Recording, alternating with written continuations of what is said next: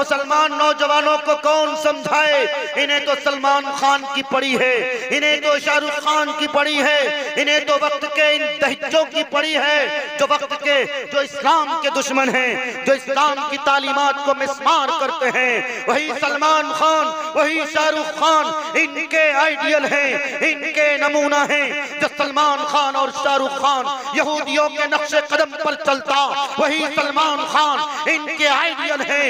जो सलमान खान हमारी पाक पवित्र जगह सऊदी अरब, जिसमें हमारी निस्बत मक्कतुल मुकर्रमा मदीनतुल मुनव्वरा की है, उस पाक पवित्र सरजमीन पे जाकर ये वक्त का बेहुदा जाता है, डांस करता है और ऐसे ऐसे अय्याशी की महफिल को सजाता है जिसमें नौजवान देखते हैं, उस महफिल से राग़िब होकर अपने दिलों के जज्बात को बरंगेख्ता करते हैं, नौजवान लड़कियों को अपने बाहों में लेते हैं। फिर क्या होता है?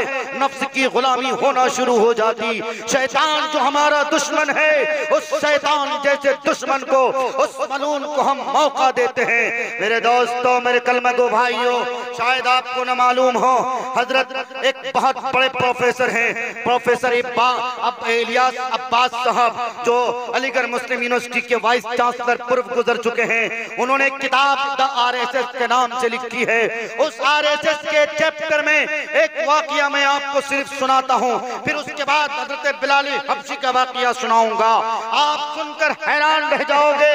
इस हिंदुस्तान में ऐसी तारीख लाने की कोशिश हो रही है तो कि शायद आपको न मालूम हो।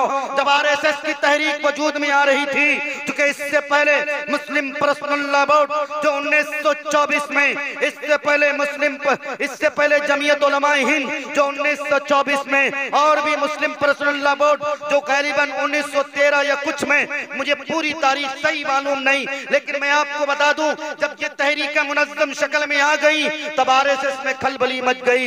एक हिंदुस्तान एक तरफ पाकिस्तान इस्लाम देश के नाम से बनाया गया, फिर इस हिंदुस्तान में मुसलमानों को देखो तो सही, अपने कानून को नाफिज करने के लिए, अपनी माओ बहनों की इज्जत को महफूज करने के लिए तंजीमें बना रहा है। फिर क्या हुआ?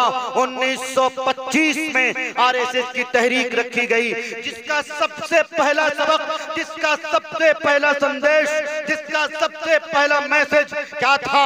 मुस्लिम मुक्त भारत, जिसका शॉर्ट फॉर्म बताया गया MMB, यानी मुस्लिम मुक्त भारत। इसी मुस्लिम मुक्त भारत के पेश नजर, इसी मुस्लिम मुक्त भारत के पेश नजर इस आरएसएस तहरीक को आगे बढ़ाया गया। फिर क्या हुआ? एक के बाद दिगरे 1952, 1955, 1992, 1985, 1994, 1998, 2003, 2008, 2009, फिर 2013, इस तरह से बम धमाके होते चले गए, फिर वाराना फसाद होते चले गए, इल्जाम मुसलमानों पे लगाता चला गया, मुसलमानों को जेल की सलाखों में डाला। आज कांग्रेस पार्टी देखिए चिल्ला रही है, हमें वोट नहीं मिलता, हमारी ताकत नहीं आती। अरे क्यों ताकत आएगी जब तुम्हारे पास ताकत थी, जब तुम पूरी तरह से गालिब थे, जब तुमने सिस्टम को सही नहीं रखा। उस वक्त अगर सिस्टम को सही रखते, अगर उस वक्त तुम जालिमों को कड़ी से कड़ी सजा देते, दंगइयों को अगर तुम जेल की सलाखों में डालते, आज ये दंगई फिर दंदनाते हुए न फिरते, आज ये दंगई शहर के जगह जगहों में जाकर दंगा न करते। तुमने सही सिस्टम न रखा, इसलिए फिर क्या हुआ?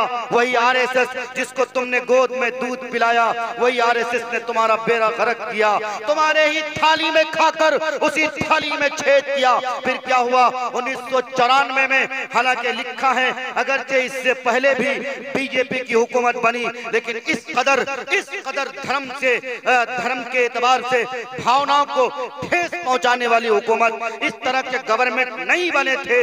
ये तो आरएसएस की हुकूमत है जो पूरी तरह से मुस्लिम मुक्त भारत के सपने देख रही है। और मैं आपको राज की बात बता दूं, आप भी ये इतिहास पढ़ लेना, हमारे कुछ पढ़े लिखे लोग हमारे कुछ जिम्मेदारान लोग इधर बैठे हैं, वो अच्छी तरह जानते हैं हालात के पेश नजर आपके सामने हैं। लेकिन एक बात मैं बता दूं, इस वक्त हमारे हाथ में एक बड़ा सा फोन है, एंड्रॉइड फोन। आप इस एंड्रॉइड फोन को देखकर आप भी कभी कभी बहक जाते हो। आपके पास न्यूज चलाई जाती है, ऐसे ऐसे फेक न्यूज आपको दिखाए जाते हैं जिसका सच से कोई दूर दूर तक ताल्लुक नहीं होता है।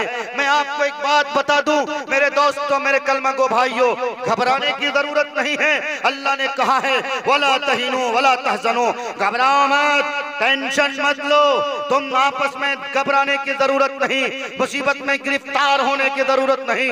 आओ तो सही, आओ तो सही। अल्लाह ने फरमाया वन तुम लालौन, सरबलंदी चाहते हो कि नबी पाक सल्लल्लाहु अलैहि वसल्लम के जमाने में जिस तरह सहाबाए किराम ने 313 होकर इतनी बड़ी तादाद को मुंह की खाना पड़ी थी, इतनी बड़ी तादाद को धूल चढ़ा दिया था, इतनी बड़ी तादाद को रोंदे तरका कर दिया था। अगर तुम चाहते हो कि वही दिन, तो मैंने जो हदीस पढ़ी है अस्हाबी कन्नुजूम बिअय्यिहिम इक़्तदैतुम वहतदैतुम, नबी पाक सल्लल्लाहु अलैहि वसल्लम ने फरमाया मेरे सहाबा सितारों के मानिंद तुम इनकी इत्तिबा करो, तुम इनके नक्शे कदम पर चलो।